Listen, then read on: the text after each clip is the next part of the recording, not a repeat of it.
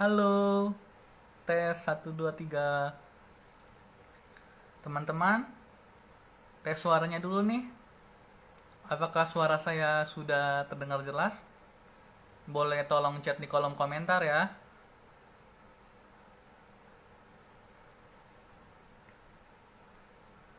Iya, sebentar lagi kita akan mulai live Instagram ya. Oke, selamat malam teman-teman semua, sobat Bitret semua. Apa kabarnya? Semoga kita dalam keadaan sehat-sehat semua ya. Oke, kembali lagi nih sobat Bitret semua teman-teman. Kita ada di live Bitalk ya pada malam hari ini Kamis 9 September tahun 2022. Nah, pada live malam hari ini kita akan membahas tentang hal yang menarik nih, yaitu Bandarmologi part 2. Kok part 2 sih, Mas?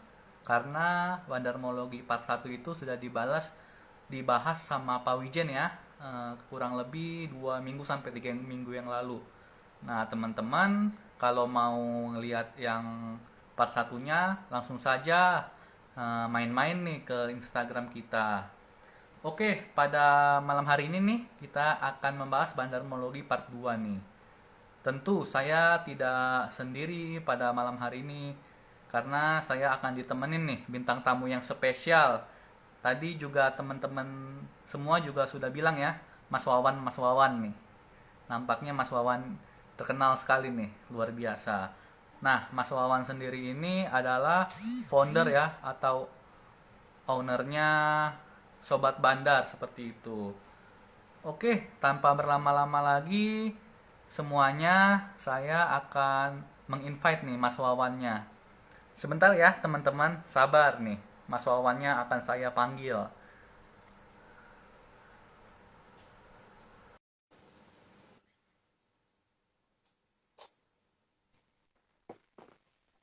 Oh, betul. Halo, Halo, selamat selamat malam. malam. Ya, malam, malam. Mas Wawan, halo, gimana Mas? Suara saya terdengar? Kedengaran, Pak? Jelas-jelas. Jelas ya? Oke, suaranya Mas Wawan juga terdengar jelas. Kalau gambar saya juga jelas ya Mas? Nggak kresek-kresek gitu? Aman, aman. Aman, oke terima kasih. Tapi Oke, suaranya selamat agak malam Mas Wawan. nge-echo ya? Oke, coba kita cek dulu ya sama teman-teman yang nonton Iya. nih. Halo teman-teman, Hmm. suara saya dan suara Mas Wawan terdengar jelas nggak? Tolong bantu cek ya. Tolong komen di kolom komentar. Iya, jadi coba saya matikan lagi. Oke, Mas Wawannya Iya. sambil mematikan, nanti kita akan invite lagi ya. Nah, teman-teman, sebelum nanti Mas Wawannya balik lagi nih, hari ini IHSG lumayan ya, menguat ya. Kalau teman-teman sendiri gimana nih hari ini tradingnya? Cuan apa malah bocuan nih? Coba deh, tolong chat di kolom komentar.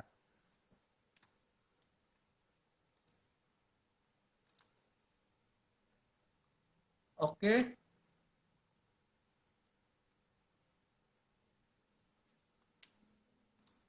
wih,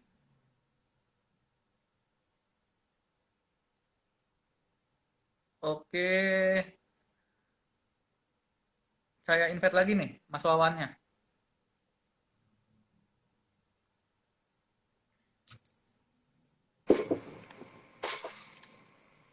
Ya. Oke, gimana teman-teman semua? Suaranya sudah jernih gitu, sudah terdengar jelas?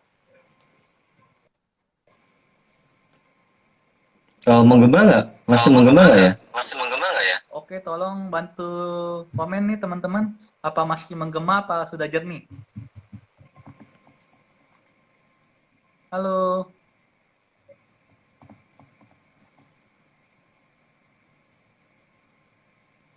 Oh, nampaknya Tes. sudah. Oke, masih gema katanya.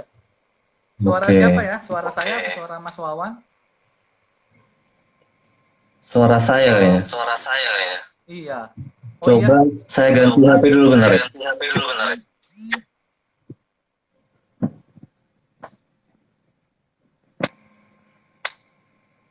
Pak Andika, ini saya coba ganti Pak HP Andika, atau ini gimana? saya coba ganti HP atau gimana?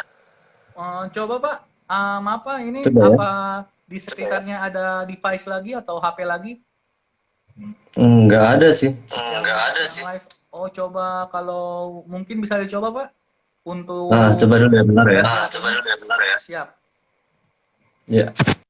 Ya. Oke, memang hari ini tadi IHSG menguat ya pada perdagangan hari ini 0,63% dan ditutup di level 7.232. Nah, memang kalau hari ini itu saham-saham yang mencuri perhatian ya, yang menjadi pendorong indeks itu adalah duo kertas ya, saham duo kertas, yaitu INKP dan Tekim yang naiknya memang signifikan. Siapa nih teman-teman yang hari ini naik cuan dari INKP atau Tekim atau saham lain nih teman-teman? Coba tolong chat dong kolom komentar.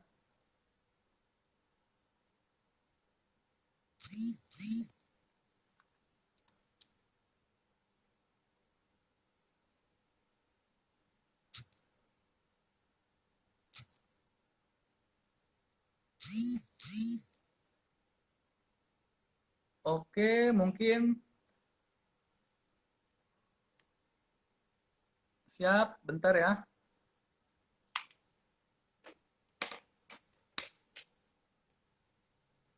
Saya sebagai saran dari teman-teman akan menggunakan headset. Terima kasih masukannya teman-teman.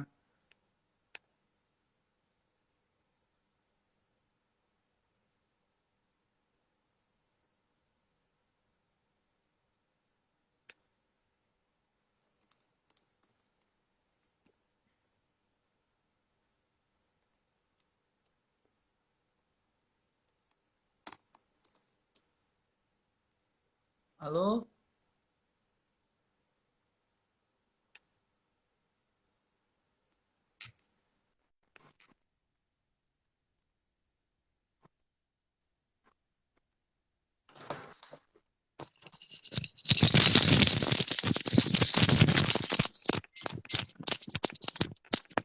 Ya, Ya, tes. Mas. Oke, Kok masih sudah menggema jelas ya? ya. Sini dua-duanya sudah menggunakan headset teman-teman. Ya, Nampaknya sudah tes diperbankan satu ya. masih menggema. Boleh tolong di chat di kolom komentar lagi. Pak Andika, suara saya kedengeran? Jernih kalau di saya Mas. Oh, oke, oke. Sepertinya sudah aman ini. Kalau tadi masih gema Oke, tadi. nampaknya sudah jernih ya Mas. Ya, dari saya sudah oke ini sepertinya Oke, suaranya. dari teman-teman semua yang nonton malam hari ini juga sudah jelas. Oke, selamat malam Mas Wawan. Perkenalkan saya Selamat Andika malam, dari Pak Andika. Bitret. Apa kabar nih Mas Wawan? Kabar baik, Pak Andika. Salam kenal juga. Saya Wawan dari Sobat Bandar, Pak ya. Terima kasih atas undangannya di agenda malam hari ini terkait sama pembahasan tentang bandarmologi, Pak. Wah, seru nih. Nanti kita akan bahas bandarmologi ya Mas. Apalagi sama Mas Wawan nih pakarnya Iya. nih. Saya sendiri juga nampaknya sangat antusias untuk acara live IG malam ini karena topiknya sangat menarik. Ya kan? Mungkin teman-teman lebih familiar dengan fundamental dan teknikal. Kalau fundamental kan kita lebih melihat ke laporan keuangan, rasio-rasio keuangan, dan valuasi seperti PET, PBV. Lalu juga teknikal kan mempunyai prinsip ya bahwa pergerakan harga di masa lalu akan terjadi di masa depan. Nah, kalau bandarmologi itu gimana sih Mas maksudnya? Kalau misalnya teman-teman di sini belum terlalu familiar atau belum tahu nih.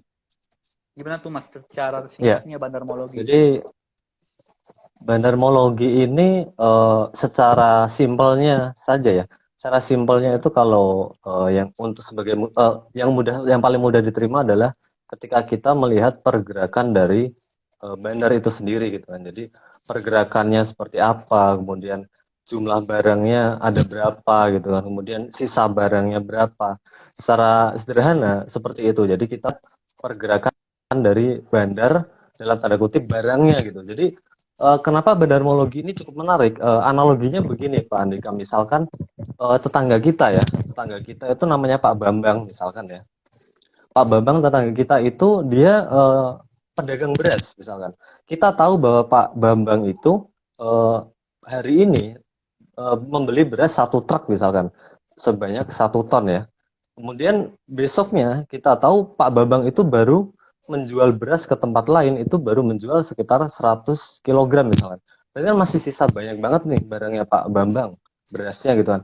Ya sesimpel itu bandarmologi. Jadi kita tahu bandarnya belanja berapa, bandarnya beli berapa, dan kita tahu bandarnya sudah jualan berapa gitu. Tapi pada prakteknya di Bambang itu gitu ya. Karena bandarmologi ini agak tricky dan ada kelemahannya juga. Bisa aja barangnya nyampur dengan kode broker atau barang retail lain gitu kan. Atau bisa juga barangnya udah dipindah ke broker lain. Atau bisa juga udah dipindah lewat transaksi nego. Atau bisa juga dipindah yang pakai form 20 ribuan itu juga bisa. Jadi memang secara sederhana berjalan seperti itu, tapi di lapangan itu cukup complicated lah begitu Pak Andi. Jadi secara singkatnya itu kita dari bandarmologi tahu ya si bandar ini sedang akumulasi atau distribusi dari banyaknya barang atau dia beli melalui kode broker. Seperti itu ya Mas? Iya betul. Jadi secara singkat seperti itu. Sorry agak ini internet saya atau Halo Mas Wawan, mohon maaf agak iya. itu ya, agak ada gangguan sinyal, mohon maaf Mas Wawan. Boleh tolong diulang Mas? Iya. Ada gangguan Iya. sinyal tadi. Jadi secara singkat memang seperti itu. Kita melihat bahwa ada akumulasi atau distribusi begitu. Tapi tidak semua saham bisa kita lihat seperti ini ya. Jadi apabila saham-saham misalkan kelas berat ya seperti blue chip gitu ya, hampir mustahil kita melihat bandarmologinya gitu. Karena kalau sekelas misalkan banking ya, BBCA atau Mandiri atau apapun itu yang blue chip ya, itu bandarmologi agak susah diterapkan karena di situ ada banyak banget kode broker yang aneh-aneh ya, misalnya yang jarang banget kita dengar, dan juga di situ bandarnya pakai banyak broker, jadi dipindah-pindah ke broker lain gitulah, kemudian dipindah-pindah pakai nego dan lain-lain. Jadi untuk bandarmologi tidak bisa diterapkan di semua saham, terutama blue chip ya. Kalau blue chip saya pun juga nggak pernah lihat bandarmologinya gitu Pak. Oke, jadi tadi saya juga sempat dengar penjelasannya bahwa kalau saham-saham blue chip itu sulit diketahui ya Mas, itu pergerakan bandar. Iya. Karena banyak broker yang aneh-aneh seperti itu ya kurang lebihnya. Iya, kalau begitu. Misalnya blue chip seperti BRI, Telkom, Astra, bukannya justru dia malah lebih itu ya Mas, broker-broker besar seperti yang asing-asing seperti itu. Karena kan memang kalau asing-asing itu dia lebih memilih yang memiliki kapitalisasi market yang besar ya, seperti itu, sehingga memang transaksinya juga liquid seperti itu, bukannya memang lebih ke broker-broker besar seperti itu Mas, bukannya broker-broker yang jarang dikenal kalau di blue chip seperti BRI, BCA dan lain-lain. Jadi kalau blue chip itu malah kita biasanya pakai foreign flow analysis begitu. Kalau kita terlalu kaku dengan membaca kode broker di blue chip ya, itu menurut saya kurang tepat juga, karena kita yakin bahwa bandar besar di atau pemain besar di blue chip itu ya, itu pasti dia lebih pintar daripada kita. Mereka nggak mungkin tidak pintar daripada kita. Misalkan hari ini netbuy broker misalkan Credit Suisse ya, CS gitu. Kemudian besoknya tiba-tiba CS-nya hilang. Lah kita nggak tahu si Credit Suisse-nya itu apakah sudah di switch ke broker lain, kemudian dia jualan pakai broker lain gitu kan. Kita nggak tahu juga, karena satu hal yang pasti adalah bandar lebih pintar daripada retail gitu sih. Makanya di blue chip saya biasanya murni pakai TA atau Fibonacci atau indikator yang non broksum kalau saya begitu. Oke, berarti kalau di blue chip sendiri, Mas Wawan ini lebih tadi balik lagi ke technical ya, sama foreign flow ya. Iya, betul, betul. Oke, Betul, berarti betul. secara garis besar kalau bandarmologi itu yang market cap-nya kecil seperti itu ya Mas, kurang lebihnya. Betul, betul. Bandarmologi itu sangat akurat, bahkan bisa mendekati 100% ketika market cap-nya kecil, apalagi gorengan gitu. Itu hampir bisa 100% keakuratannya. Tapi kalau udah masuk ke second liner gitu, apalagi blue chip itu saya sih biasanya sudah nggak pakai gitu. Oke, berarti kalau misalnya market cap kecil, yang kira-kira itu market cap-nya di bawah 1 triliun atau lebih kecil lagi nih, Mas Wawan? Kalau saya nggak bisa patokan begitu. Kalau saya ngitungnya, misalkan saham itu bisa digerakkan pakai duit 1 sampai 3 M, itu kategori saya market cap-nya masih kecil. Maksudnya ketika saya HK pakai uang 0,5 miliar misalkan dan naik bisa sampai 3 papan atau Oh, 5 papan, itu kategorinya masih kecil. Kalau saya begitu gitu. oke, berarti memang kalau yang misalnya kita punya dana tadi seperti Mas Wawan sampaikan 500 juta gitu ya, 3 sampai 4 Hmm. papan langsung bisa kita makan ya, Ya. HK gitu ya ibaratnya. Itu Ya. masih kategori market cap kecil seperti itu ya. Kalau Iya. blue chip 500 juta belum tentu setengahnya habis ya, paling seberapa persennya Iya. doang gitu ya. Seperti itu ya Mas, Iya. sederhananya Kadang ya. iya. Sebenarnya begitu karena memang karena kenapa begitu? Karena biasanya bandar-bandar yang bermain di gorengan atau market cap kecil itu biasanya dia tidak begitu pintar atau dia tidak sampai berpikiran sampai memindahkan barang antar broker. Biasa begitu Pak Andika. Karena rata-rata bandar-bandar yang main di gorengan itu mainnya fast trade atau pump and dump. Artinya beli sekarang jual besok atau beli pagi jual siang. Rata-rata begitu. Jadi mereka biasanya gampang banget kita ketahui barangnya sisa berapa, pakai broker apa, kemudian dipindah di pasar reguler pakai broker apa, itu gampang banget dilihat biasanya. Oke. Nah, tuh teman-teman.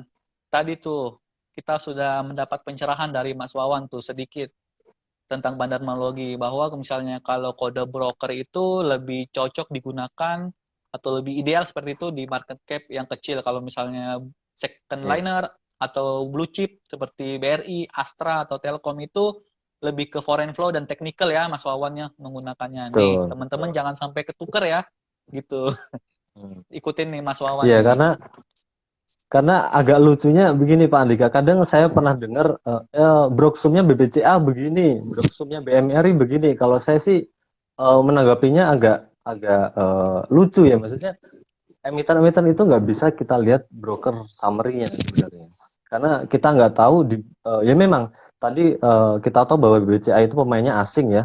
Dia pakai broker-broker asing juga. Dan kita harus tahu juga mereka itu lebih pintar daripada kita. Dia pasti punya banyak broker gitu. Jadi bisa aja sekarang beli pakai CS, besok dijualnya pakai PD bisa aja gitu. Oke, seperti itu ya. Masuknya sekuritas A, keluarnya sekuritas yang lain ya, untuk mengecoh seperti itu Betul, ya. betul, Karena ibaratnya betul, kalau iya. kita lihat historinya sebelumnya gitu, kode brokernya, nih si bandar masih akum nih, belum keluar ya. Ternyata Betul. dia keluar Ya, barang pakai sekuritas lain. Nah, tuh teman-teman, kita betul. dapat masukan lain. Nah, kalau misalnya kita nih atau saya dan teman-teman yang lain nih ingin tahu nih ciri-ciri saham yang mulai dimasukin bandar gimana sih tuh Mas? Supaya ibaratnya kadang kan kita baru ngeh ya saham yang third liner kalau udah naik 15%, 25%. Nah, lalu juga kan sekarang kode broker udah ditutup ya. Di jam market nggak bisa kelihatan lagi seperti itu. Itu gimana tuh Mas? Supaya kita bisa dari awal mendeteksi bahwa ini saham sudah diakumulasi bandar dan siap-siap untuk berangkat gitu ibaratnya to the moon gitu ya bahasa sekarang. Gimana tuh Mas supaya kita Iya. nggak ketinggalan Jadi kereta nih gitu. untuk hal ini berarti hanya berlaku di gorengan dan second liner aja ya, karena untuk yang blue chip pastinya tidak akan bisa berlaku gitu ya. Tapi kalau untuk ciri-cirinya berarti ada 2 kategori ya. Saham yang memang sudah diakumulasi dan siap terbang, itu kan ya, yang pertama. Yang kedua, bandarnya itu belum punya barang. Maksudnya bukan bandar emitennya ya, tapi maksudnya ada big money atau misalkan retail yang berduit besar mau goreng saham tersebut. Ya, itu kategori kedua. Kalau kategori pertama, ketika memang bandarnya sudah punya barang dan mau naikin harga saham ya, itu biasanya dia membuat volatilitas, Pak. Maksudnya bisa aja dia spam lot gitu ya, supaya running trade rame, supaya Mhm. para scalper itu ngeh gitu ya. Wah, running trade kok rame banget, ada apa gitu kan. Itu yang pertama bisa seperti itu. Atau yang kedua, dia kadang langsung HK 3 papan atau 3 lantai atau mungkin 4 papan, kadang begitu untuk yang apa bid overnya tipis-tipis ya seperti itu. Jadi biasanya untuk bandar yang sudah punya barang, dia itu mainnya langsung agresif karena dia nggak memberikan kesempatan retail untuk masuk di harga bawah, biasanya begitu. Jadi kalau ada saham yang tiba-tiba spike tinggi atau tiba-tiba rame, itu perlu kita waspadai. Jangan-jangan dia sudah punya barang banyak dan siap guyur. Itu repotnya begitu aja. Jadi untuk kasus bandar sudah punya barang, kita sebenarnya nggak bisa tahu kapan dia mau gerakinya gitu. Mungkin kita bisa tahu dari hari-hari sebelumnya ketika kita cek broker summary-nya. Oh, kok ada yang ngumpulin sekian puluh ribu lot misalkan. Nah, itu bisa mulai kita masukin ke watchlist untuk kita cek apakah mulai ada pergerakan atau belum. Karena biasanya kalau mau gerakin harga, dia minimal itu merapikan bidnya dulu, Pak Andika. Jadi kalau biasanya bidnya secara organik bidnya 1000 misalkan ya, itu biasanya dirapiin jadi 10.000 10.000 begitu. Jadi sebelum dia merapikan running trade atau HK, biasanya bidnya itu ditempel-tempelin dulu supaya rapi, supaya ketika retailnya ngeh ada pergerakan di saham ini langsung optimis karena oh bidnya tebal, ini pasti mau digoreng begitu. Jadi biasanya bidnya dulu yang dirapin sama bandarnya. Kemudian untuk kasus bandar yang tidak punya barang, dalam arti misalkan ada news ya, seperti tadi jam 2 siang kalau nggak salah news ACST itu barusan keluar jam 2 atau jam 2 lebih 10. Nah, ketika newsnya keluar saya tahu ini newsnya baru keluar, kemudian saya pantau emitennya. Waktu pertama kali news keluar itu bid overnya masih berantakan. Tapi begitu beberapa menit newsnya keluar tuh tiba-tiba bidnya rapi, kemudian di HK pelan-pelan sama sama ya mungkin ada big money masuk lah ya. Ada bandar masuk di HK pelan-pelan untuk nyari barang dan juga untuk meramaikan apa namanya transaksi begitu. Nah, itu untuk kasus bandar yang belum punya barang sejak awal itu biasanya memang dia selain merapikan bid dan dia pasti akan meramaikan transaksi. HK-nya biasanya nyicil 1000 atau 500 supaya ramai. Ciri-cirinya begitu, Pak. Jadi satu hal yang pasti ketika bandar mau goreng itu pasti bidnya dirapikan. Kalau menurut saya begitu. Oke, tadi sudah saya menangkap bahwa yang paling utama itu adalah kalau bandar mau naikin harga itu bidnya dirapiin ya, Mas. Itu misalnya Iya. bidnya udah rapi nih, Mas. Misalnya nih jumlah bidnya itu lebih sedikit daripada jumlah overnya dipalangin nih. Misalnya bidnya di Iya. angka ribuan, 1000, 3000, 4000, overnya 10.000, 20.000, 50.000 ibaratnya. Nah, kalau kayak gitu, Hmm. menurut pendapatnya Mas Wawan itu termasuk saham yang ingin dinaikin nggak sih? Itu overnya Iya. lebih tebal daripada bid? Atau justru itu Hmm. bandar mau ngeguyur gitu? Hmm. Kalau kayak gitu jawabannya ada dua. Yang pertama, apabila tergantung karakteristik emitennya. Kalau memang dari dulu atau sejak awal memang emitennya karakteristiknya begitu, artinya kalau memang sejak awal itu atau sejak dulu offernya memang tebal-tebal dan sekarang pun offernya tebal ya berarti itu tidak ada pertanda apapun. Karena memang kadang ada yang offernya itu tebal tapi bidnya itu tidak setebal offernya dan tiap hari seperti itu ada. Ya, kalau misalnya kita melihat menemukan emiten seperti itu ya berarti itu tidak ada maksud apa-apa. Tapi yang patut kita curigai kalau kita bermain di gorengan atau second liner gitu, ini ketika ada bid atau offer yang tidak biasa gitu ya. Jadi biasanya kalau trader atau scalper gitu Pak Andika ya itu biasanya sudah hafal karena kita bermain di emiten yang itu saja gitu. Kalau biasanya overnya 11.000, 12.000, 13.000, oh ini tiba-tiba 30 ribuan. Nah ini pasti ada sesuatu. Nah, apa sih maksudnya gitu? Kenapa bandar masang begitu ya? Biasanya kalau bandar pasang over setebal-tebal itu kesimpulannya cuma satu, dia sudah punya barang kan.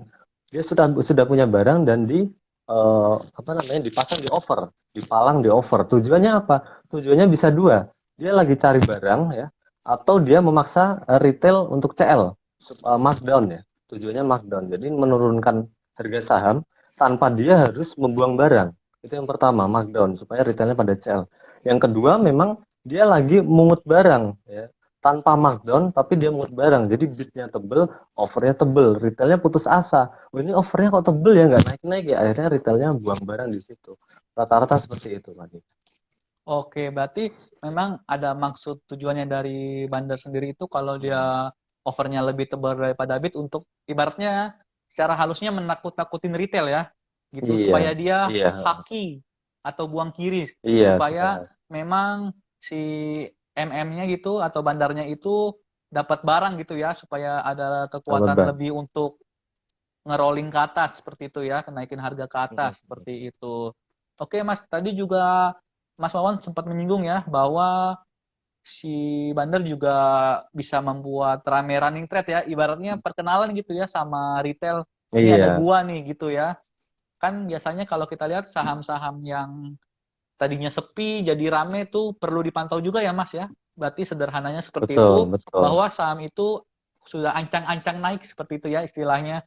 Seperti itu. Nah, Mas, kan seperti kita ketahui ya, sekarang itu kode broker yang tadinya ada di jam market seperti itu dan juga foreign flow ya, domestik beli atau asing yang beli gitu, baik itu jual juga, kan sekarang sudah ditutup benar-benar. Lalu kita juga bisa melihatnya end of day ya.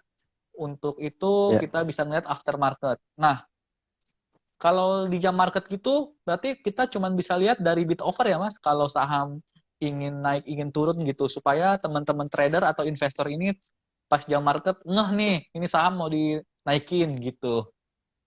Karena kan kode broker udah ditutup iya, gitu. iya. Jadi memang penutupan kode broker ini kalau yang saya rasakan memang sangat berpengaruh ya buat penganut bandarmologi dan juga scalper gitu. Tapi setelah kita berjalan beberapa bulan, akhirnya kita mulai membiasakan gitu. Kemudian satu hal yang saya apa ya, saya bisa berbagi ke rekan-rekan bahwa gimana caranya sih kita bisa tahu bahwa dengan melihat Brooksum kemarin bisa menjadikan patokan di trading hari ini gitu ya. Contoh misalkan saya ambil kasus saham OBMD. OBMD itu kemarin diakumulasi sama broker LG 2 hari yang lalu kalau nggak salah. Broker LG. Nah kita cara memperkirakannya gimana? Misalnya begini, ketika kemarin broker LG misalkan beli 100.000 lot ya. Kalau kemarin broker LG beli 100.000 lot dan hari ini tidak ARB, itu berarti LG-nya belum keluar. Kalau saya logikanya begitu. Jadi walaupun tidak ada kode broker, walaupun nggak ada Broksum, kita masih bisa mengira-ngira. Oh kemarin barang bandarnya tuh sekian banyak dan hari ini kok apa namanya harganya nggak ARB. Itu artinya berarti bandarnya belum buang. Nah, itu biasanya saya memperkirakannya di situ. Jadi memang setelah Broksum ditutup, feeling dan intuisi kita tuh harus makin diasah nih Pak Andika. Itu salah satu tantangan bagi penganut bandarmologi. Gitu. Oke. Nah, berarti memang patokannya perdagangan hari kemarin kode brokernya bisa kita lihat seperti itu Mas Iya, Wawan ya. Oke, tadi kan betul betul. Mas Wawan itu kalau saya boleh tahu berapa lama tuh Mas adaptasinya ketika kode broker bisa dilihat ketika jam perdagangan sampai ditutup end of day gitu. Apakah memang pas awal-awal itu agak kerepotan seperti itu karena apa habitnya atau kebiasaannya tiba-tiba nggak ada gitu. Kalau saya boleh tahu gimana tuh Mas cara menyikapinya pas awal-awal itu? Sorry. Ya, awal-awal saya tidak melakukan trading, Pak. Karena memang saya basicnya kan scalper ya, scalper, kemudian pakai Broksum dan pakai kode broker. Ketika hilang semua, saya hari pertama itu nggak trading. Saya mencoba mengasah apa namanya feeling dan intuisi, ketajaman apa namanya feeling saya mencoba asah dulu. Hari kedua saya baru mulai mencoba trading dengan feeling yang kemarin hari pertama saya asah. Kemudian makin kesini makin mengerti dan makin dapat feel-nya. Jadi ya sekarang sih udah biasa aja gitu. Karena walaupun Broksum ditutup dari bid over kadang kita bisa tahu bahwa pergerakannya seperti apa, masih enak apa enggak gitu. Karena bagi scalper bid over itu salah satu yang cukup penting juga. Kenapa penting? Karena dari bid over kita bisa tahu. Ini fokusnya di gorengan atau second liner ya. Dari bid over itu kita bisa tahu bandarnya jualan atau akumulasi atau mau narik. Kadang kita bisa tahu dari situ. Taunya dari mana? Kalau bandar mau jualan itu biasanya bid paling atas itu tebal, kemudian overnya diisi terus. Jadi overnya diisi, kalau udah geser ke bit diisi lagi, geser ke bit diisi lagi. Kemudian kalau ada bit-bit tebel di bawah, bisa diguyur lagi sama dia. Nah, itu kadang pergerakan kayak gitu yang sudah over diisi-isi terus atau over ditebel-tebelin terus, itu sudah nggak enak bagi seorang scalper. Jadi kalau saya lihat kayak gitu, bit over yang sudah nggak enak saya buang gitu. Dan juga dari bit over ini tidak melulu ketika bitnya lebih kecil daripada over itu tidak naik, tidak melulu begitu. Karena seperti yang tadi saya sempat sampaikan bahwa bisa saja bandarnya lagi ngumpulin barang. Ketika bandar ngumpulin barang, pasti dia nggak naruh bit gitu. Jadi kalau ada yang ngomong bitnya lebih kecil daripada over pasti turun, enggak juga. Kemudian kalau ngomong bitnya lebih besar daripada over pasti naik, enggak juga gitu. Bisa aja bitnya lebih besar, tapi dia tujuannya jualan, overnya diisi terus begitu, Pak. Oh iya, bener sih Mas ya. Kadang memang kalau misalnya dia di beat terus diguyur lagi, beat diguyur lagi, itu Oh, tanda-tanda sudah berat ya. Seperti itu. Yang berat. memang tadi saya juga rasakan itu ketika trading di saham Tekim ya.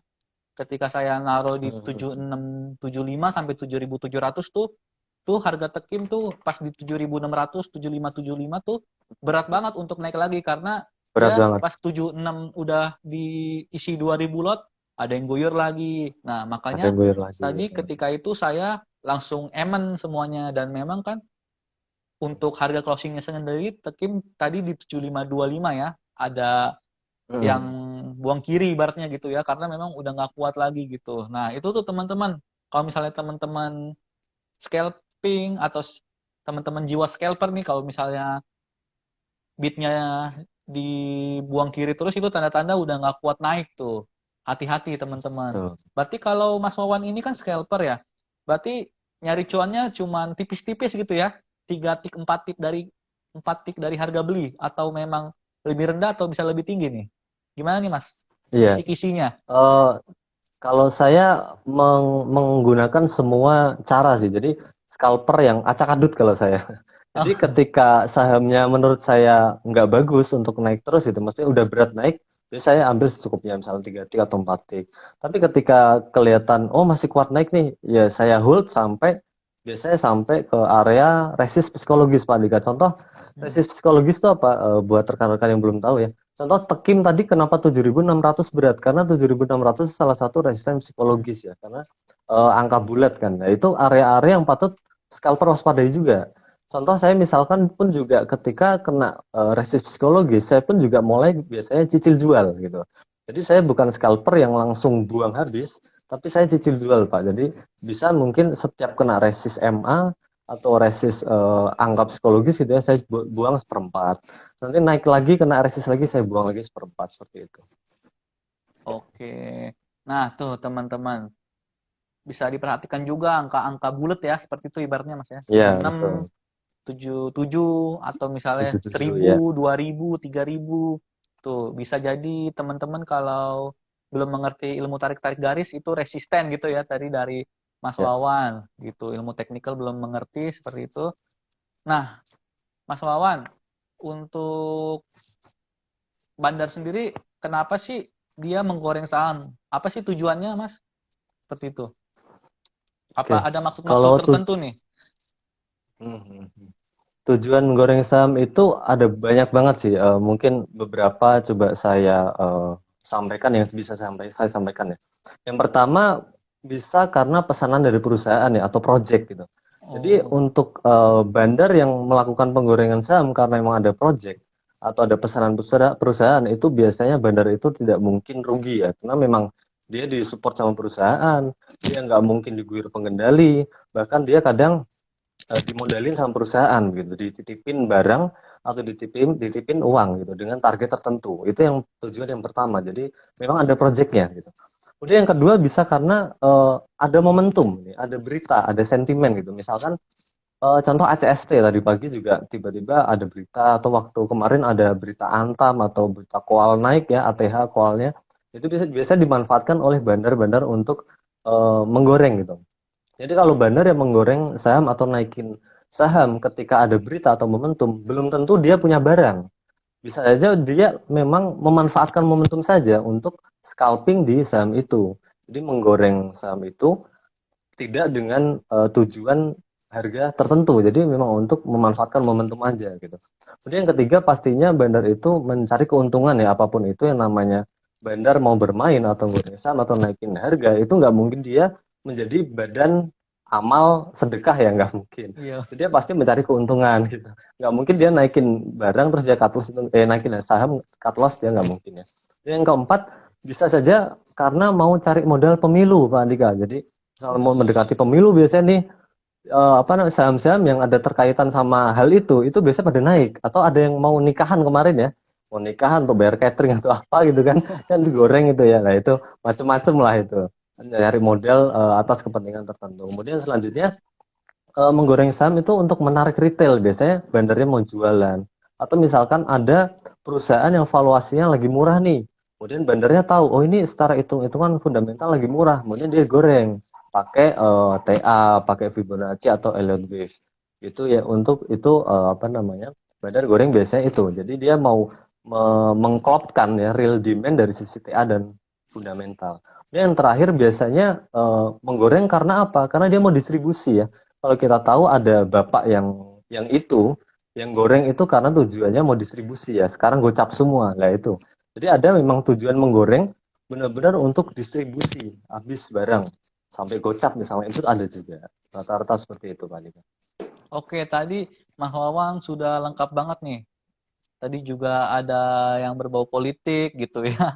Tadi juga tentunya memang yang paling inti sih ya untuk mencari keuntungan ya Mas. Kita juga trading Betul, saham untuk mencari keuntungan ibaratnya gitu ya. betul. Bukan bandar pun bukan badan amal gitu ya yang sedekah di market gitu. Ya Iya. memang tadi juga ada itu ya niat tertentu ya yang didukung oleh emiten kurang lebihnya seperti itu ya Mas ada project gitu nah Iya, tuh teman-teman iya.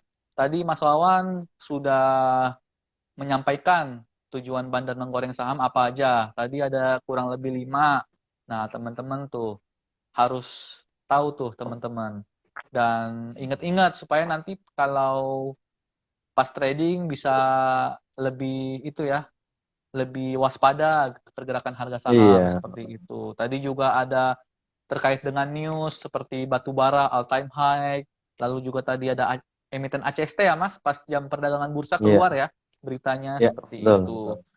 Nah, kalau menurut Mas Wawan sendiri kalau ada berita bagus itu merupakan salah satu bandar untuk menjual barang, kalau ada bad news salah satu cara bandar membeli atau mengumpulkan saham, setuju nggak Mas? Apa ada pendapat lain? Itu setuju dan tidak setuju sih. Maksudnya kadang bener dan kadang enggak gitu. Karena memang yang namanya sell on news itu bener juga Pak Andika. Tapi Sell on ada news, ya juga betul. kadang ada juga ketika news keluar itu dimanfaatkan para scalper atau para bandar yang mau scalping ada juga. Jadi intinya ketika ada news kita patut waspada. Patut waspada. Biasanya dicocokkan ke TA-nya. Karena misalkan bandar yang dari internal perusahaan nih Pak Andika, misalkan saya kerja di Bank Mandiri misalkan ya. Kemudian saya Bank Mandiri misalkan.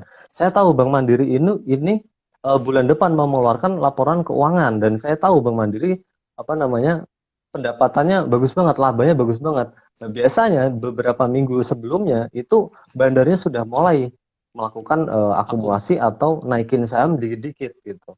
Nah, kadang saya cek TA-nya dulu. Ini kalau TA-nya sudah naik tinggi artinya bandarnya sudah punya barang dan malah akan jadi sell on news. Beda cerita ketika TA-nya itu masih disupport ya, kemudian newsnya keluar. Nah, ini biasanya menarik, Pak Andika. Jadi kalau saya ketika ada news, saya cek TA-nya dulu. TA-nya kelihatan sudah di markup atau sudah di akum atau belum. Kalau belum, ini menarik. Tapi kalau sudah, ini yang waspada. Takutnya sell on news. Seperti itu, Pak. Oke, itu teman-teman. Jadi intinya teman-teman berita itu harus disikapi dulu ya, harus diteliti dulu ya, jangan Betul, ditelan mentah-mentah. betul, Bisa cek fundamentalnya, lalu bandarmologinya, betul. teknikalnya ya. Jadi jangan misalnya baca berita jam 5 pagi nih, laba perusahaan A naik ribuan persen, misalnya seperti itu. Pas perdagangan bursa langsung HK gitu ya Mas, nggak ngelihat chart atau fundamental atau Iya, bandarmologi seperti itu. Tahu-taunya dia cuma jadi tim cuci piring gitu ya Mas ya, nyangkut di betul. pucuk. Nah, jadi teman-teman berita itu boleh loh dilihat Apalagi kalau misalnya berita-berita yang relevan gitu ya, yang sumbernya seperti Bank Indonesia, The Fed gitu ya, Badan Pusat Statistik, itu kan pasti memang berita-berita yang sangat mendukung kita ya untuk seorang trader seperti itu. Dan baik juga para pelaku pasar yang lain, baik fundamental dan bandarmologi seperti itu. Jadi teman-teman nih, kalau baca berita harus dicerna dulu nih. Jangan langsung benar-benar dipakai untuk tradingnya seperti itu teman-teman. Nah, ini Ya. Mas ada lagi nih yang seru nih. Ya. Salah satu influencer saham yang katanya legendnya atau legenda pasar modal Indonesia sering mengajarkan beli itu atau buy itu ketika open sama dengan low. Bagaimana sih Mas ini logikanya? Apakah orang ini adalah juga bandar seperti itu? Ya. Kalau Menurut ditanya Mas Wawan? apakah bandar, jawabannya sih ya iya. Oh, karena karena memang kelihatan kalau memang dia benar. Cuman kalau terkait open sama dengan low ini cukup menarik untuk kita bahas, Pak Andika. Jadi banyak teman-teman di luar sana yang masih apa namanya belum belum terbuka pikirannya terkait sama open sama dengan low gitu. Karena yang pertama kalau ada metode ya, kalau ada sebuah metode itu harusnya sukses ketika kita melakukan backtest ke semua saham ya. Padahal open sama dengan low ini belum tentu sukses kalau kita apa namanya implementasikan di saham lain, karena rata-rata open sama dengan low ini hanya sukses di saham-saham tertentu saja gitu. Itu yang pertama. Yang kedua, open sama dengan low ini kan agak kayak telur dan ayam ya. Saya menganalogikannya begini. Open sama dengan low pasti naik kan begitu ya, ilmu pasti kan ya, ilmu pasti open sama dengan low ketika bursa buka pasti naik, itu kalimat pertama.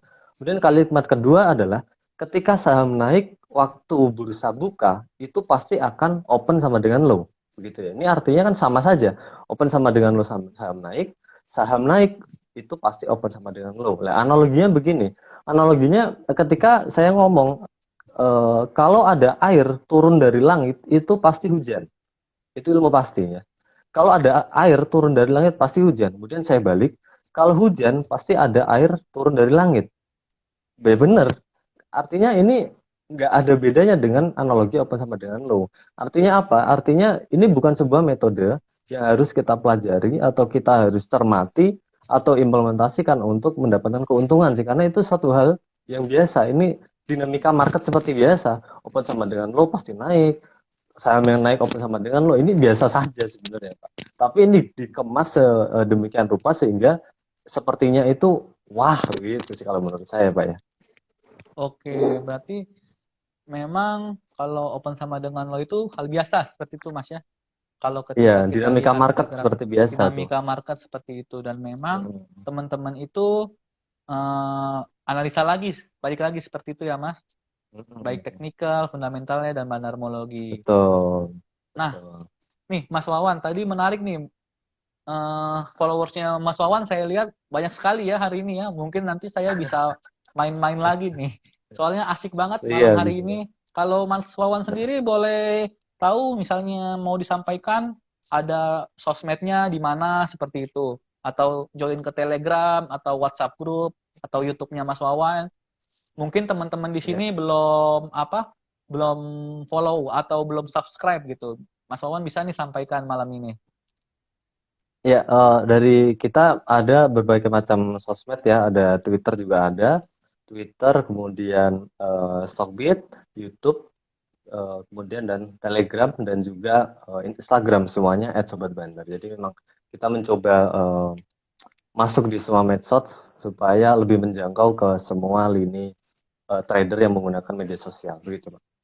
Oke, nih teman-teman tadi langsung saja itu ya join ya ke Sobat Bandar seperti itu. Nanti langsung sama ketemu dan terabar bareng sama Mas Wawan dan tim seperti itu kurang lebihnya ya Mas. Bisa, bisa. Nah, bisa tuh dah. Memang kalau misalnya bahas tentang bandar-bandar ini penonton juga antusias ya Mas ya, karena memang dinamika per bandar-bandar ini sangat seru kalau kita Iya, telusuri dan kita bicarakan nih. iya, Dan memang betul, betul, betul.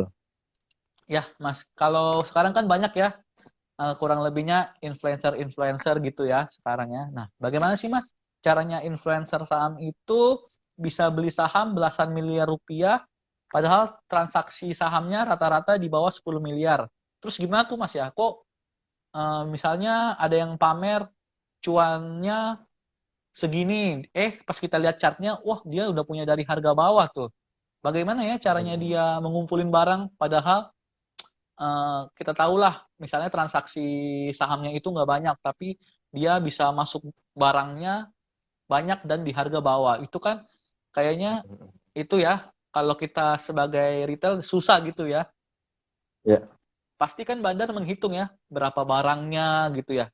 Berapa yang keluar, berapa yang ya, masuk. Kalau dia tahu ada jumlah lot banyak, dia hilang, bisa jadi kan diguyur dulu gitu kan, supaya nih yang punya betul, betul. barang cut loss gitu ya, CL dulu supaya dia Hmm. nakut-nakutin ibaratnya gitu. Gimana sih Mas? Nih kadang-kadang kok influencer hebat banget ya. Cuannya banyak, terus harganya kalau kita lihat dari chart, wah pas harga bawah dia masuk seperti itu. Bawah lagi. Hmm? Iya. Jadi kalau itu balik lagi ke tadi ya, tujuan bandar menggoreng tadi sempat saya singgung, titipan perusahaan atau project ya. Jadi Oh, salah satu tujuan bandar menggoreng itu kan dimungkinkan ada titipan perusahaan atau emang ada project dari perusahaan tersebut. Nah, bisa jadi si influencer itu memang dititipin nih. Bisa dititipin sebagai sebuah project, bisa dititipin dalam bentuk barang, bisa ada dalam bentuk uang juga bisa. Jadi kenapa sih kok dalam bentuk uang juga? Karena memang kadang perusahaan itu tuh punya alokasi budget untuk apa namanya buyback saham atau menaikkan saham menggunakan dana sekian gitu lah. Kenapa kok tetap pakai influencer? Karena ketika pakai influencer itu supaya lebih rame dan semakin tinggi aja harga sahamnya gitu. Jadi kemudian kenapa kok bisa dia punya barang banyak, average bawah, padahal transaksi hari itu tidak sebanyak barang yang dia miliki gitu ya. Bisa jadi itu transaksi dari bukan transaksi pasar reguler, bisa jadi ya. Bisa jadi dia dari transaksi nego atau dia mindahin barang ya. Jadi buat rekan-rekan yang belum tahu ya, bandar itu kalau mindahin barang itu cukup bayar 20 sekian ribu gitu. Jadi misalkan saya punya broker XC ya, XC saya mau pindahin ke broker PD misalkan, itu saya cukup bayar 20 sekian ribu atau 20 atau berapa puluh ribu gitulah, itu bisa pindah dari XC ke PD itu dalam hitungan hari begitu. Nah, perpindahan barang itu tidak terdeteksi di pasar reguler, tidak terdeteksi di pasar nego, dan tidak terdeteksi di Broksum gitu. Nah, kemudian ketika influencer itu kok bisa sih punya barang banyak? Nah, bisa jadi dia mindahin barang gitu. Mindahin barang bisa pasar nego atau yang tadi pakai form yang cuman bayar 20 sekian ribu gitu.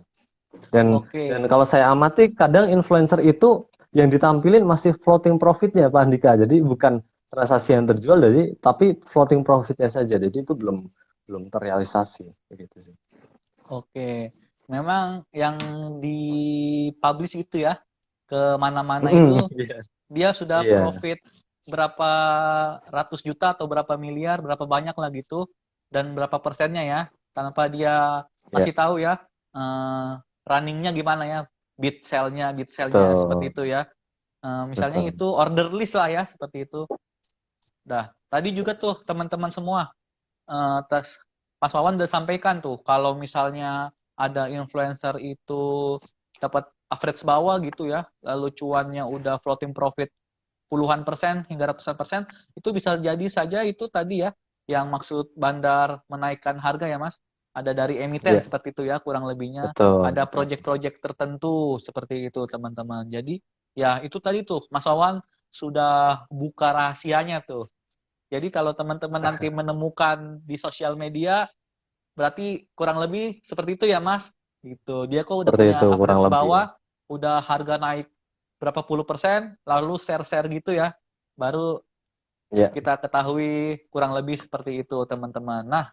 menarik kan kalau bahas bandarmologi ternyata panjang, apalagi sama pakarnya nih Mas Wawan. Kalau boleh tahu nih Mas Wawan ini udah di pasar modal sejak tahun berapa nih? Dan mendirikan Sobat Bandar sudah berapa lama seperti itu, Mas?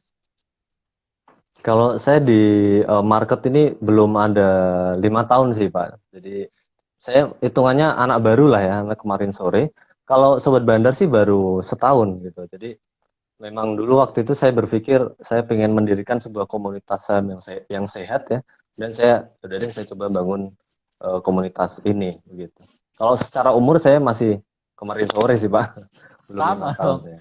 Kita masih kemarin sore ya Mas di market juga ya, Iya, masih unyu-unyunya ya, iya, dan masih perlu masih banyak unyu-unyu. belajar seperti itu ya dari para senior-senior, Betul, mentor-mentor yang lain gitu ya. betul, Nah, intinya kita supaya lebih berkembang jangan merasa puas gitu ya Mas.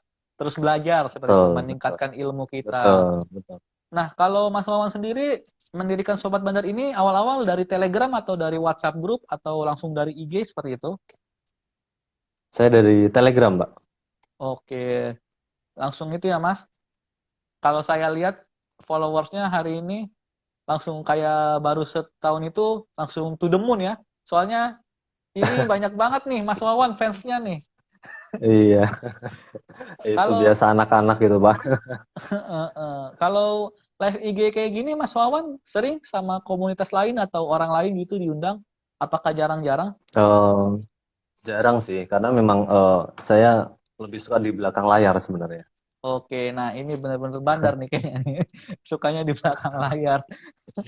Tapi untung saja ya Mas hari ini IG kita lancar ya, nggak ada Iya, yang ganggu seperti itu ibaratnya. Oke Mas, kan tadi sudah bilang ya, tadi kita juga sempat singgung influencer. Nah, selain influencer atau misalnya apa saja sih Mas infrastruktur yang diperlukan oleh bandar gitu Mas. Nah, berapa juga sih nomine akun yang diperlukan untuk bandar menjalankan planningnya seperti itu Mas? nomina akun ini jumlah akun atau modalnya, Pak Andika maksudnya? Eh, ibaratnya itu nomine berapa banyak di seperti itu ya Mas? Berapa Kan banyak? Oh ya. biasanya nomine itu buat mecah-mecah seperti itu ya, kurang lebihnya ya. Iya, iya. Heeh, Ya. Jadi kalau infrastruktur dari bandar itu berarti dikategorikan ada dua ya, bandar yang memang beneran bandar secara institusi atau bandar in-house ya. Yang kedua bandar yang tidak institusi ya. Jadi misalkan ada retail atau perorangan yang punya uang lebih dari 5M atau lebih dari 10M ya, yang seperti yang kita tahu ada banyak lah orang yang sekarang punya belasan M di market pada lihat perorangan ya, itu bisa kita katakan sebagai bandar juga. Nah, yang pertama kalau bandar dalam arti perorangan atau non institusi atau non bandar in-house yang punya uang belasan miliar atau puluhan miliar, itu rata-rata infrastrukturnya hanya eh, sekitar 2 atau 4 broker lain, kode broker lain gitu. Sangat jarang kita bandar itu pakai satu kode broker walaupun banyak akun di satu kode broker itu sangat jarang. Biasanya dia pecah ke banyak broker dan biasanya dia menyamar menggunakan broker retail ya. Karena banyak bandar yang pakai YP misalkan atau PD atau KK itu banyak juga. Jadi untuk bandar-bandar yang non institusi itu biasanya dia cukup seperti itu saja, cukup simpel. Yang penting punya uang banyak, kemudian dia punya skill untuk goreng saham, mental psikologisnya juga sudah apa namanya terlatih gitu ya, dan juga dia pakai 2 sampai 4 broker lah. Itu cukup minimal itu 2 sampai 3 broker untuk melakukan skenario penggorengan saham gitu. Kemudian kalau untuk yang bandar institusi atau bandar yang in-house gitu ya, bandar besar, itu cukup kompleks kalau seperti ini. Biasanya dia punya timnya itu ada tim bagian input order, kemudian ada tim yang bagian analisa TA kadang, atau analisa running trade biasanya, kemudian ada tim yang bagian dia tukar-tukaran barang, karena yang seperti kita tahu, bandar itu lebih pintar daripada retail ya. Karena nggak mungkin ada bandar tidak lebih pintar daripada retail, itu nggak mungkin ya. Bandar selalu lebih pintar, dia pasti punya banyak broker ya, banyak kode broker, apapun itu dia pasti punya, walaupun kalau di broker retail ya kadang ada bandar pakai XC untuk nampung barang saja, itu ada juga. Jadi dia sengaja pakai XC di top up duit miliaran, tujuannya cuma untuk nampung barang, itu ada. Itu salah satu infrastruktur dari bandar adalah dia punya biasanya lebih dari 3 atau bahkan lebih dari 5 kalau bandar besar ya. Untuk apa sih sebenarnya? Itu yang pertama untuk tukar-tukaran barang buat rekan-rekan yang belum tahu ya. Itu tukaran barang, kemudian ada yang tugasnya nahan bawah ya, masang bid bawah. Kemudian ada yang tugasnya HK atas, ada juga. Ada yang tugasnya bikin running trade rame, ada juga ya. Itu jadi Kalau bandar besar itu dia memang cukup kompleks dan detail timnya gitu. Dan juga saya pernah tahu ada bandar yang dia punya tim psikologis, Pak Andika. Jadi ada tim psikologis khusus yang dia mengatur skenario supaya retail ini psikologisnya terguncang gitu. Contoh misalkan gimana caranya supaya retail pada CL. Oh oke, dikocok-kocok, maksudnya dikocok-kocok itu diturunin, dinaikin, turunin, naikin, turunin, naikin. Itu salah satu peran dari tim psikologis. Atau ada juga misalkan bandarnya mau jualan di harga ARB hari ini misalkan. Nah, tim psikologisnya biasanya bermain di situ. Caranya begini nih, caranya begitu, caranya pasang over tebal dulu, kemudian buka ARB-nya, naikin, tutup lagi over tebal, buka lagi ARB, naikin. Nah seperti itu. Itu salah satu tugas dari tim psikologisnya. Ini saya pernah menemui. Gitu. Kemudian yang selanjutnya biasanya bandar besar itu ada perjanjian atau SLE dengan broker ya. Jadi ada service level agreement-nya dengan broker tertentu. Ini menyangkut apa? Salah satu contohnya menyangkut perpindahan barang tadi. Yang kita mindahin barang dari broker satu ke broker lainnya, tanpa bisa diketahui di Broksum maupun di pasar nego ya, itu SLE-nya berapa hari atau berapa jam. Itu biasanya ada SLE-nya, Pak Andika. Gitu. Jadi bandar besar tuh nggak mungkin dia disuruh nunggu sama brokernya tuh nggak mungkin. Dia bisa minta cepat. Misalkan saya mau mindahin barang tanpa diketahui di pasar nego, tanpa diketahui di Broksum, tanpa diketahui di pasar reguler. Nah itu biasanya kan butuh sehari ya. Itu biasanya bandarnya nggak mau, dia pengen lebih cepat seperti itu. Oke, tadi memang kalau bandarnya itu udah skala besar, infrastrukturnya lengkap ya Mas. Dan tadi Lengkap. Mas Wawan juga sudah menyampaikan bahwa kalau akun-akun nominnya atau broker-broker itu kalau bandar besar banyak ya, ada yang tugasnya dia menahan harga, masang bid-bid tebal seperti itu. Ada yang memang tugasnya untuk ngeramein running trade ya. Jadi yang ngeramein running trade masuknya dia 5 lot, 5 lot, 10 lot. Jadi ibaratnya rame gitu ya. Jadi mata retail itu familiar dengan saham ini. Oh, ternyata lagi banyak transaksi gitu. Dan memang juga ada tugasnya untuk makan kanan kalau dia mau naikin ya Mas, seperti itu ya. Dia bisa jadi ini yang menggerakkan harga ya Mas ya. Dia makan lotnya ribuan bahkan puluhan ribu kalau ada di overnya. Oke Mas Wawan, memang tadi ini banyak sekali ya teman-teman yang nanya nih, dan memang ini teman-teman tadi banyak yang bilang pap cuan mungkin Mas Wawan lain kali aja gitu ya Mas ya, karena memang hari ini tema kita itu untuk memberikan edukasi teman-teman, bukan buat kita pamer-pamer mana yang lebih hebat seperti itu Mas ya, karena memang baik fundamental, teknikal, bandarmologi tidak ada yang lebih unggul, tidak ada yang lebih mundur ya, semua saling melengkapi. Bagaimana teman-teman itu memilih analisanya yang memang paling cocok teman-teman untuk teman-teman dan yang paling bisa bikin cuan ya, seperti itu. Tidak ada kita di sini saya teknikal, cuannya lebih banyak dari Mas Wawan. Mas Wawan bandarmologi, cuannya lebih banyak dari saya yang teknikal. Itu memang kalau style gitu teman-teman harus mengetahui nih di mana teman-teman cocoknya seperti itu. Jadi Pap Cuan mungkin nanti di lain kesempatan ya Mas ya. Seperti itu. Kita memang di sini topiknya itu memberikan edukasi nih untuk teman-teman supaya nanti dalam tradingnya teman-teman mengetahui bandar yang mau naikin harga atau yang mau nurunin harga seperti itu. Teman-teman, kalau memang kita sudah memiliki pengetahuannya ya Mas, itu nanti justru kita lebih gampang untuk mendapatkan cuan ya. Seperti itu. Iya. Nah, makanya nih teman-teman kalau misalnya penasaran lah sama bandarmologi lebih dalamnya, nanti bisa mampirlah ke telegramnya Mas Wawan atau sosmed yang lain seperti itu. Oke teman-teman, kalau tadi kan kita sudah banyak nih teman-teman, ya mungkin karena saking banyaknya pertanyaannya jadi kelelep ya Mas ya, gini jadi kayak cuman netizen kita, teman-teman yang nonton hari ini ngobrol gitu ibaratnya ya di kolom komentar. Jadi mohon maaf nih tadi chat teman-teman yang nanya itu kelelep gitu Mas, tenggelam gitu. Oke. Jadi teman-teman gimana nih? Seru kan live IG kita malam ini ngebahas Bandar sama Mas Wawan, apalagi Mas Wawan kalau saya tadi menyampaikan saya juga banyak mendapatkan pengetahuan nih dari Mas Wawan nih. Kalau misalnya Mas Wawan sendiri gimana nih Mas strategi Mas Wawan membeli saham dan akhirnya menjual saham seperti apa tuh untuk Mas Wawan meraih profit yang maksimal dan konsisten?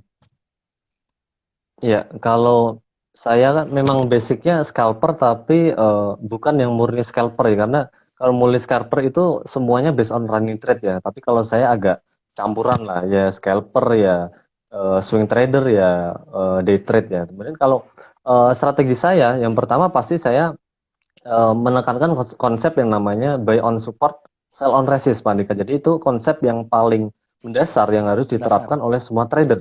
Beli di support, jual di resist, itu wajib ya. Jadi saya pun juga selalu mencari saham. Tapi kalau saya biasanya sahamnya maksimal second liner, Pak Andika. Saya kalau suruh beli blue chip, saya nggak bisa karena saya orangnya nggak sabaran gitu. Jadi saya cari gorengan atau second liner yang ada di support. Saya bisa begitu. Supportnya, cara menentukan support gimana? Pastinya pakai TA ya. Jadi walaupun saya aliran bandarmologi, saya tetap pakai TA untuk menentukan support dan resisten gitu. Jadi saya cek TA-nya di mana. Ketika TA-nya bagus, kalau bisa saya cek Broksumnya, kalau memang mendukung, baru saya biasanya lakukan entry. Itu yang pertama. Yang kedua, saya pastinya akan based on Broksum. Walaupun memang Broksum ketika market berjalan itu tidak ada ya, tapi kita masih bisa melihat Broksum kemarin dan kemarinnya lagi atau minggu kemarin. Itu bagi seorang aliran bandarmologi itu lebih dari cukup sebagai bekal trading di hari itu. Jadi kita tahu kemarin yang beli siapa, 2 hari lalu yang beli siapa, itu biasanya kita tahu dan bisa untuk bekal lah di hari itu. Karena yang namanya Broksum itu nggak bisa bohong kalau untuk emiten gorengan. Contoh OBMD, saya selalu membahas OBMD, bukan saya pom-pom ya. Saya bisa dicek OBMD itu broker LG itu beli banyak banget. Sampai hari ini masih beli. Jadi besok itu saya mau pantau nih OBMD seperti apa pergerakannya gitu. Karena memang secara Broksum sangat bagus ya OBMD itu. Kemudian yang selanjutnya, saya kalau trading itu melihat bid overnya seperti tadi yang sempat saya singgung. Ketika bid overnya bagus, cukup rapi, overnya tidak diisi-isi terus dan naiknya cukup enteng, itu biasanya saya masuk. Tapi kalau over sudah mulai diisi-isi terus, itu biasanya saya segera jual atau saya nggak jadi masuk karena biasanya itu di area resisten psikologis atau resisten TA. Kemudian yang keempat, biasanya saya trading sebagai market inisiator atau market trigger, Pak. Jadi ketika ada saham yang rame, biasanya saya masuk di situ pakai uang yang cukup gede, ditambah saya di Trabar, saya nyuruh member-member masuk juga. Jadi satu grup itu yang Trabar, 150-an orang atau 200 orang yang ikut Trabar ya live, itu kita dobrak bareng-bareng saham itu. Jadi sebagai market trigger atau market inisiator gitu.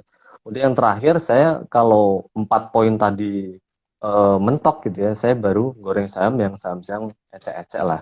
Saham yang kecil-kecil biasanya ikut goreng-goreng dikit begitu sih. Oh, berarti Mas Wawan nih lumayan ya modalnya bisa ngegoreng-goreng gitu ya. Tadi Ya, tapi kan ya yang ecek-ecek aja, Pak. yang ece-ece. Oke, memang tadi Mas Wawan walaupun menggunakan bandarmologi tidak menyampingkan itu ya Mas, teknikal seperti tadi mencari support Betul. untuk entry lalu menjualnya pas di resisten seperti itu. Jadi Betul. memang teman-teman semuanya tuh saling melengkapi. Oh iya Mas Wawan, pada live kita kali ini sifatnya disclaimer on ya. Kita tidak Ya, memerintah beli atau jual. Kita di betul. sini benar-benar untuk memberikan edukasi nih kepada teman-teman nih supaya teman-teman lebih mengenal bandarmologi, bitrate, sobat bandar gitu, Mas Wawan dan saya gitu. Oke, Mas Wawan. Tadi memang banyak sekali nih teman-teman juga ngebahas saham A, saham B, saham C, tapi nggak bisa kita bahas detail secara Betul. mendalam pada live Instagram hari ini seperti itu. Dan mungkin memang nanti apabila ingin ditanyakan bisa mampir ke Instagramnya Sobat Bandar seperti itu. Dan juga bisa mampir ke Telegramnya Bitrate seperti itu teman-teman Ya, untuk lebih lanjutnya seperti itu. Nah, Mas Wawan, kurang lebih udah 1 jam lebih nih kita ya, ngobrol. Kalau kita lanjutin tentang bandarmologi, technical, atau yang lain-lain tentang market, kita bisa sampai jam 12 ya Mas ya. Karena memang Seru Iya. sekali market itu, dinamis ya. Selalu ada hal-hal Iya. baru gitu ya.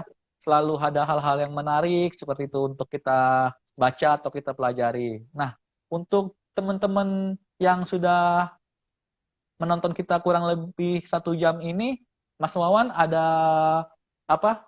Maksudnya closing statement atau nasihat gitu atau apa gitu untuk teman-teman gitu. Ya. Jadi saya mungkin akan membagi dua ya closing statement-nya terkait dengan bandarmologi dan non bandarmologi ya.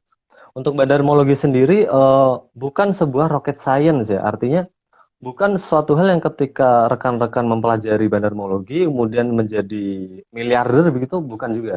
Kemudian apakah mempelajari TA seorang rocket science? Enggak juga ya. Jadi TA dan bandarmologi ini harus kita padukan gitu. Nggak mungkin kita hanya pakai TA terlebih di gorengan ya, dan nggak mungkin kita hanya pakai bandarmologi terlebih di blue chip. Ini nggak bisa. Jadi emang kita semua harus mempelajari itu dan minimal menguasai TA. Jadi karena trader itu memang minimal harus tahu basic TA-nya gitu. Jadi buat rekan-rekan yang memang pure bandarmologi itu wajib bisa TA juga loh. Nggak mungkin trading hanya based on bandarmologi gitu. Karena semuanya bisa dipelajari, TA bisa dipelajari, Elliott Wave bisa dipelajari, Fibonacci bisa pelajari, bandarmologi bisa pelajari, nggak ada yang nggak bisa gitu. Karena tidak ada metode yang paling efektif dalam mencari cuan ya. Semua metode efektif tergantung gimana kita mengimplementasikannya begitu dan dikombinasikan gitu. Kemudian yang kedua adalah hal yang harus rekan-rekan tahu adalah semua itu butuh proses ya Pak Andika ya. Nggak mungkin Nggak ada Pak yang Andika instan. bisa seperti ini itu, iya nggak ada yang instan kecuali mie instan Pak ya. Iya. Nggak ada yang instan, semua butuh proses. Pak Andika bisa seperti ini, kemudian saya bisa seperti ini, atau trader lain yang sukses bisa seperti ini, semua butuh proses. Nggak ada yang instan. Mark Minervini aja butuh 7 tahun untuk bisa cuan konsisten, itu Mark Minervini ya. Kemudian butuh orang lain pun juga ada yang sampai bertahun-tahun baru bisa cuan konsisten atau sukses ya. Nah, buat rekan-rekan yang baru beberapa bulan di market atau baru setahun 2 tahun di market, pesan saya tetap semangat karena semua itu butuh proses, nggak ada yang instan. Dari saya itu Pak Andika. Oke, saya juga sependapat nih sama Mas Wawan bahwa kalau kita belajar itu misalnya sekarang masih merasa gagal itu jangan pernah menyerah seperti itu ya Mas. Kita Betul. harus introspeksi diri gimana sih kesalahan kita supaya kita bisa lebih baik ke depannya seperti itu. Tadi juga Mas Wawan mungkin juga pasti bisa seperti ini, ada pengalaman pahit atau minus yang banyak Betul. yang tidak diketahui teman-teman ya, sehingga Mas Wawan terus Ya. belajar. Nah, lalu juga tadi juga saya sependapat dengan Mas Wawan bahwa technical, bandarmologi, fundamental itu ibaratnya saling melengkapi ya Mas. Saya juga technical, saya Betul. juga ngelihat broker summary, saya ketika jam perdagangan market ngelihat bid open sambil nyocokin, oh ini harganya sudah break resisten, volumenya bagus, bid offernya bagus. Ya. Nah, itu kan menjadi sesuatu perpaduan nanti juga bisa senjata kita untuk meraih profit yang konsisten dan maksimal seperti itu. Jadi teman-teman ada baiknya bisa semuanya gitu ya teman, bisa belajar. Betul. Dan memang baiknya juga teman-teman lebih mengetahui nih cocoknya pakai analisa apa sih untuk saya seperti itu, karena memang kalau masih kerja gitu Mas kurang cocok ya melihat bid and offer gitu kan, karena kalau bid Ya. offer itu kan harus benar-benar full time trader yang bisa memantau layar setiap saat seperti itu ya Mas. Kalau misalnya mungkin Ya. masih kerja di kantor ya cuman melihat technical dan fundamental gitu ya, resisten dan support gitu ya ketika menjual barang dan membeli barang. Oke, itu juga closing statement dari saya. Mas Wawan, terima kasih banyak loh Ya. atas waktunya, Terima kasih ketersediaan Pak waktunya, Andika. mau join Ya. live kita. Seru banget hari ini Mas. Penonton juga teman-teman semua mendapatkan pengetahuan dari Mas Wawan, luar biasa tadi ilmunya tentang bandarmologi. Nanti kira-kira Mas Wawan kalau misalnya ada kesempatan lagi kita bisa live Instagram bareng lagi, atau mungkin kita bisa lebih besar ya Mas, lebih Zoom seperti itu ya Mas. Boleh. Ya. Kita Ya. mungkin Bisa. silaturahmi ke depannya lebih baik ya Mas gitu. Kita lebih banyak Ya. duet-duet, collab-collab seperti itu. Dan Ya. mungkin Ya. teman-teman semua tadi ya kalau mau mampir ke Sobat Bandar, semuanya platform media hampir ada ya Mas, baik YouTube, Telegram, Hampir ada. Instagram. Ya. Nah, teman-teman semua Ya. juga terima kasih banyak untuk ketersediaan malam hari ini untuk waktunya, dan mungkin sampai sini dulu ya Mas Wawan. Selamat malam, Ya, selamat mari. beristirahat, sehat selalu Mas, Selamat sukses malam Pak selalu. Andika. Terima kasih. Ya, salam buat teman-teman rekan-rekan tim Bitrate, Mas Andika ya.